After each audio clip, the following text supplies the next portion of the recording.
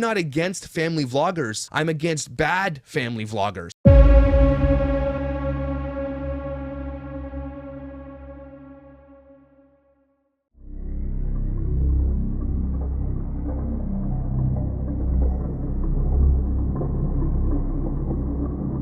What does it have to do with being honest?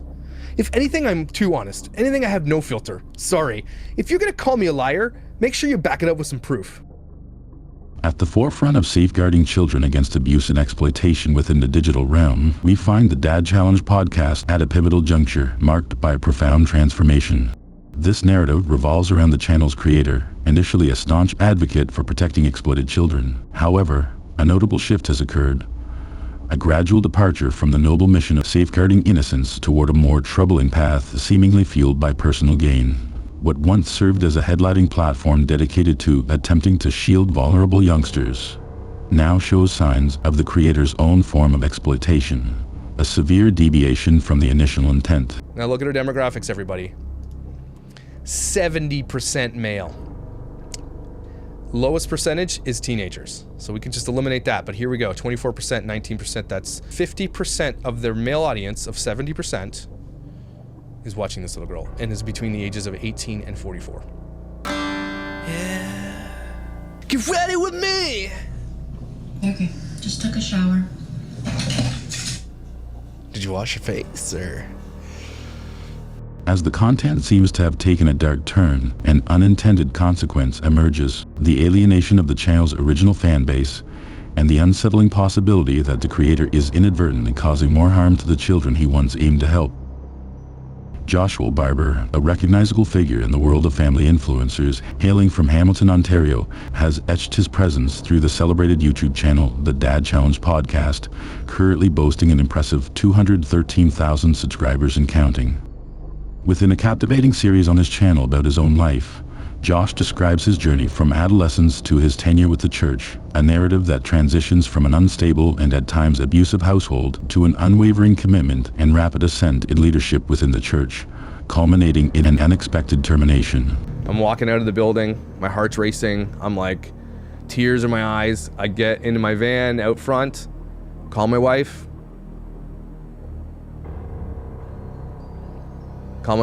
and then I'm just like, I got fired. And she was like, no. And I drove away from that church for the last time. He has shunned conventional leadership roles since then, opting for a distinctive online position he crafted for himself, the dad of YouTube.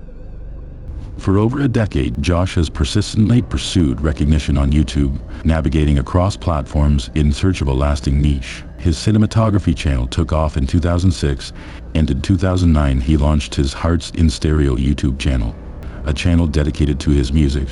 In 2015, a pivotal video sparked a GoFundMe campaign for a single father and pizzeria worker. Hey everybody, my name's Josh, or better known as Never Played Leapfrog with Unicorn on Imgur. But don't forget that they're filming themselves being charitable and good people. Let's stop that. I just gotta document this because something amazing is happening. The post that I put up for Darren the Pizza Dad has gone viral, crazy viral.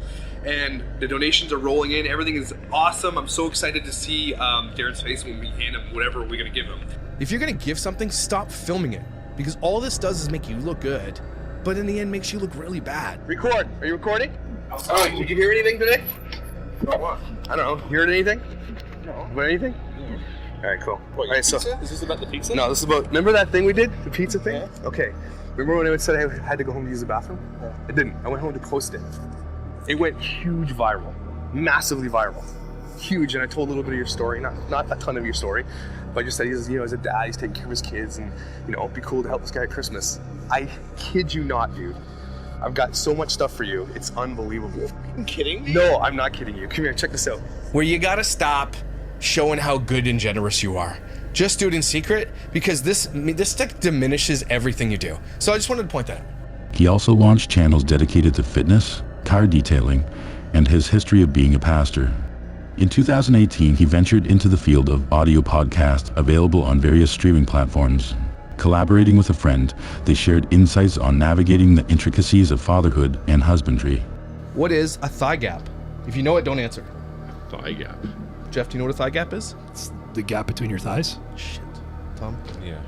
No, okay, so it's when literally in the okay, description. so this is what I think it is. It's when a woman's standing and then it's when her legs touch. Yeah, there's the a gap. little hole. Yeah.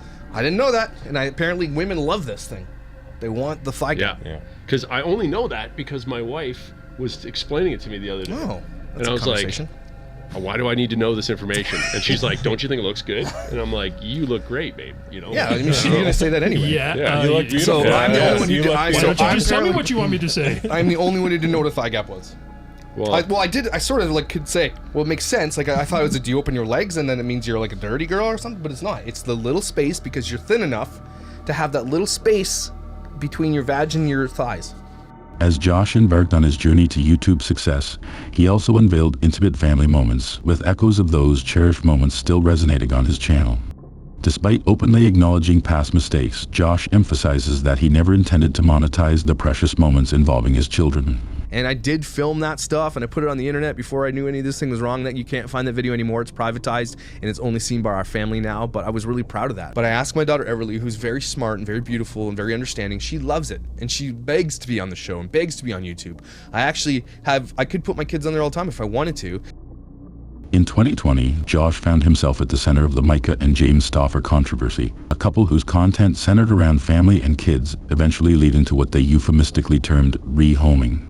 This pivotal moment marked a transformative phase for Josh's channel, swiftly evolving into a platform dedicated to confronting child exploitation, emerging as a powerful voice for the silenced and unheard. Most of what I do in this channel is to give voice to the voiceless. While initially focused on exposing child exploitation, his content evolved to critique not only their actions, but also delving into their mannerisms, looks, home decor, and attire, delivering sharp, pointed snark. So Tara's on the left dancing like there's dollar bills in places. Then there's the curtain lady wearing the curtains. And then I think is that Bits of Bish with the no ass. And then I don't know who the lady is with the white shirt on. I don't know. I guess we'll find out. Then I think it's some other lady that I don't know. And then it's Bits of Tiff. And they're all wearing these dumb ass shoes with the weird like fabric. I don't know what that is. And I don't like it. Tara's teeth. Oh my God, if you put a black light on her face, literally you'd go blind. Because this is really about their kids, which is great. It's about her, and that's fine. But you're connected to Micah, and now you have to suffer the wrath of the Dad Challenge podcast. Persistently justifying his assertive and controversial conduct, Josh contends that his criticism is reserved for parents he deemed unfit, exploitative, or perilous. Nah, you deserve disrespect. You don't deserve manners and you don't deserve kudos. You should be nice. Guys, I told you this in yesterday's video. The time for being nice is past. We're now in a season of shaming. From his perspective, these actions, despite potential misguidance, are framed as morally justified. Employing pervasive definitions, Josh cleverly disguises stipulative ones as claims or reportive definitions. These words, laden with both cognitive and emotional nuances, act as instruments to mold perceptions positively or negatively, contingent on their strategic application. In essence, Josh employs vivid and dramatic language to amplify the significance of a person, action, or event, while using sanitized or vague language to diminish its import. Spilled half of Auntie Jillian's wine, so she didn't. For some reason, Maya's really good at pouring alcohol on her kids. Is something we want to do. Oh, are you threatening me? Is that what you're doing? Just kidding. And I think it's fair for us. So I know she thinks she's kidding, but she's already called me a douche in this thing, and then she went like this, which is a threat of violence. This shrewd manipulation of language emerges as a potent force in shaping the narrative, deftly guiding viewers to perceive actions as more or less impactful based on his storytelling. Despite vehemently denying any misogynistic tendencies, the core of Josh's stance lies in dehumanization. His escalating aggression and disdain towards the everyday choices and behaviors of the women he discusses strip away their humanity, relegating them to mere characters in his narrative. This tactic allows Josh to alleviate any potential cognitive dissonance resulting from his actions. The essence of Josh's platform seems to have shifted away from its initial mission of spreading a message, now accentuating the allure of wealth, success, and attention. There's 1,000 people in this chat right now. Huh? There's 1,000 people in this chat. They want to say hi. Hey, chat. Thank you. You're welcome. Guys, couple updates. Make sure you head to my link below if you are going to test drive a Tesla. Okay, if you're gonna go buy one, use it too. But if you, I promise, and if you do this and you tag me in an Instagram post or you message me with proof that you took a Tesla for a test drive using my code, I'm gonna hook you up. Okay, I will send you a swag pack. I promise. If you buy a Tesla, I'll take you out for dinner. This shift is evident as he boasts about his recently acquired home, a purchase nearing the $1 million mark. The garage itself, and I have a big garage in this new house, is literally packed. They left the lawnmower here at the house because the house has a pretty big lawn. I am not renting a house as long as I live, ever again. I don't care how small, how big it is. I am not renting anymore. You have to, if you can, and I know it's hard, you need to get into a house. You need to start, it's only gonna get worse, guys, especially if you're in Canada. So figure it out. I don't know, sell your kidneys. The fundamental purpose of his channel appears overshadowed by these newfound rewards, signaling a departure from his original intent. The Birmingham trip, it's coming out probably Monday. I'm starting a new thing on this channel called DCP Vlogs, where I go do things. Shopping with me, like traveling with me, like eating at the Olive Garden with me. So all those things are gonna be incorporated in this. I like the idea of DCP Vlogs. Allegations surfaced of Josh engaging in bullying, harassment, and stalking of creators, some of who vanished online, leaving behind fragments on the Dad Challenge podcast channel. And I tell people that when you do that, I'm going to take it down. Now there's a couple people that I won't. James Stauffer still has his videos on the internet. I'm not gonna take down this Micah Stauffer stuff until James leaves the internet. I promise you, if James leaves the internet, I'll take down the Micah Stauffer videos. Yep. Trying to step up to the next level. We are going to hire a private investigator, James and Micah. I'm going to picket outside of your house with people. I'm going to your hometown and I'm going to picket you. I'm going to bring a bunch of people to hang outside your house and picket what dirtballs you are. The next step is the next step. That's what's going to happen now. We're going to actually truly find out through private eyes. We're actually going to start coming to picket where you are. Because as soon as COVID's over, I'm driving down to Ohio and I'm going to stand outside your house with a bunch of people who hate you. We're going to go downtown where you live and we're going to hand out pamphlets. And also, by the way, update on H where he is. And the new mom, total D-bag as well. That poor child. Barbour has faced allegations of engaging in racist and ableist comments on his platform, actions that can have severe repercussions. It was dumb because we got lost in downtown Detroit. Don't ever get lost as white people downtown Detroit, okay? White. I mean, boys. as anyone, really. As anyone, don't. And these guys pull up in this giant Tahoe or this big giant black, I don't know what it was, Escalade or something, roll down their window and look at us and they say, "What are you listening to?" We roll up our window and the highway was right at the next exit. We hopped on the highway and took off. We were like, I don't even know. And I don't even know. That was scary because we don't know anything because we're from Canada, man. So my name is Josh and I was born in Hamilton, Ontario, Canada, which is the I call it the electric wheelchair capital of the world. I'm sending a couple people there to find out actually who has special needs there. And I know sometimes it's hard to see that on the surface, so I'm not gonna say, well, they don't look like it, but we've got people going to take a look. Look, I know that Abby's having fun. She doesn't know what's going on. But they're doing this to sell products. I often get commented that I'm ableist for doing these videos. And it's just, these people just throw words around like they don't even matter, actually. And those who call me ableist for saying that, you're the one actually being ableist. Barbour appears to adopt the do as I say, not as I do mantra, frequently critiquing family vloggers for trivial matters, while concurrently holding contradictory views and actions in his own life. But also, if you have a newborn at home, probably don't make travel plans, I guess. I don't know, just me being me. Selfish, I guess. I went by myself. You heard it. My wife couldn't. We had a newborn. Weston was just born. Everly was young. We had the boys. Kathy couldn't come. I couldn't afford to bring anybody with me. I couldn't expect people, hey, you want to come with me, pay your own way to come watch me get surgery? I don't know. So no, I couldn't. I had to go by myself. My wife was not very happy with that, I'm not gonna lie. But we try to give our kids a healthy, balanced diet when we can. We give them good choices. We make good food. We order our food and we cook. So here are the McDonald's chicken nuggets. The Westies and McNuggets Monster. They're not that big, but $11 for these. They're like McDonald's nuggets. They're so good. So I buy about 4 of these. Okay, we also get one of these. Cannelloni, it's $20. Don't capitalize on tragedies, okay? I don't care if you're donating money. I don't give a shit what you're doing. Stop capitalizing on other people's death. Understand? Hey everybody, welcome to the Dad Challenge podcast. My name is Josh. Today we're talking about the update in real time, what's going on with the Gabby Petito case. Apparently there has been a body found, and I'm just keeping an eye on the panels on CNN and Fox News, and we're gonna go, hopefully we'll be able to bring it in here and you guys can see live when they do their press conference. Despite asserting not to demean women, he rationalizes scrutinizing those he deems as inadequate mothers under the guise of exposing imperfections within family vloggers. Influencers and people who are on the internet who are trying to show you this perfect life that they lead are lying to you. And the reason why I call it out is because it's dangerous, and those who don't think it is can suck my... While imposing stringent privacy for his own children in other creators' videos by striking their content, he exposes other creators' children with minimal or no privacy safeguards on his own channel. And also, like, I got a bunch of haters coming at me like, why do you blur videos? I blur most of the time, but it's not my responsibility to blur the kids. I just do it because, you know, I'd like to mostly do it, right?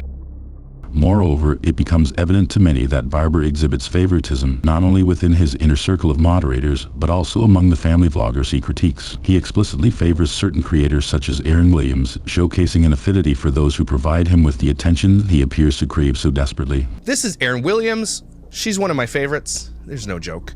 I like Aaron. We talk all the time. I gotta point out right here quick. Aaron playing the role perfectly in the back, just saying like, good. I'm looking at this because they're communicating with each other and I'm here listening. So I gotta point out, Aaron did a good job, everybody.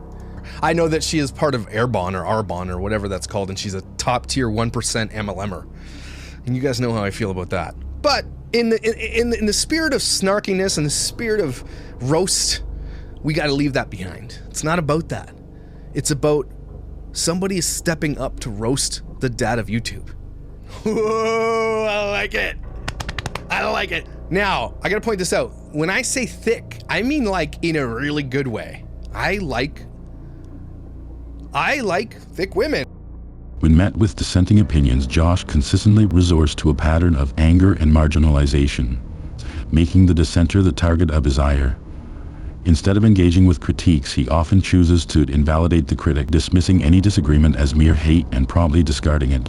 A concerning aspect of Josh's behavior is his tendency to dox, evident in the incident where he disclosed personal information about APOC in response to a call-it video. You know, when you push out full names, people can look up your other personal information, and that is what he was trying to do. To take things real life. They did to YouTuber headlines, they did to Brianna K, they did to the Stoffers, they did to other people, and now they're trying to do it to me. This pattern extends to revealing personal details about critics to his audience, seemingly in an effort to elicit sympathy. This disturbing trend included alleged threats directed at smaller creators during videos, especially when he claimed to be swatted, despite these creators having no involvement.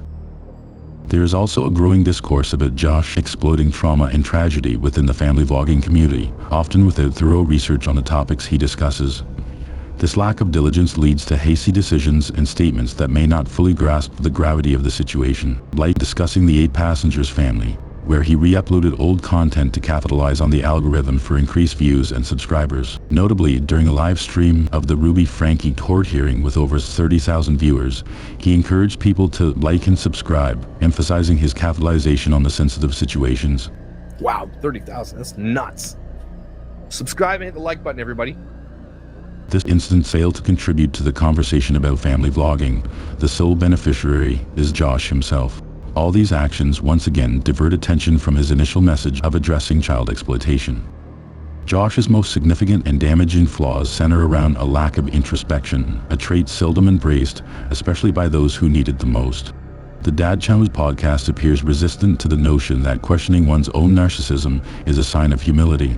I think if any of, even my haters, I think if you actually got to know me, if you understood who I really was in real life and saw how I interacted with people and how I really was, you'd see something different. You want to see what you want to see, right?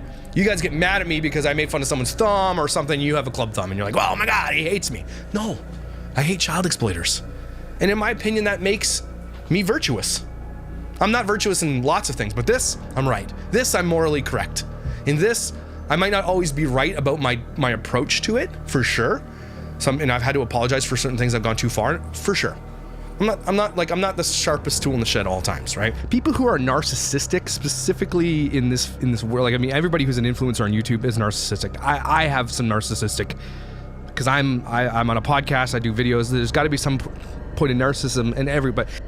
Josh seems to perceive his assertive and domineering persona as confidence and charisma, crucial for crowd control.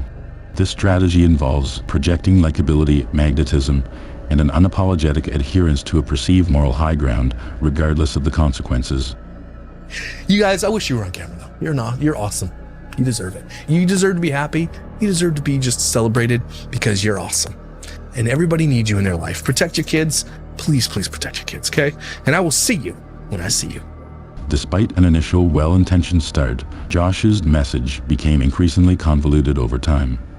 While numerous opportunities exist for him to take responsibility for his choices, the ongoing discussion on this crucial topic demands his acknowledgement. And I think my audience is pretty balanced. I know a lot of people think this is just this big echo chamber, but I think you guys aren't just some big echo chamber. I think that most of our values do align. Exploring the nuanced details of the Dad Challenge podcast raises that critical question. Is Josh the suitable messenger for addressing child exploitation? The way he handles situations, mocking appearances or preferences, leads us to ponder whether the means justify the end. Is he solely exposing exploitation and bad behavior, or does he go too far, potentially undermining the gravity of the crucial discussion about child exploitation? Family vloggers can stay and clean in their tights and make cookies and decorate their house. It looks great. You do some good work. A lot of creative people out there. A lot of great looking women, yummy mummies doing that stuff. Go for it. Shake what your mama gave you and make some money if you want. Not going to shame you.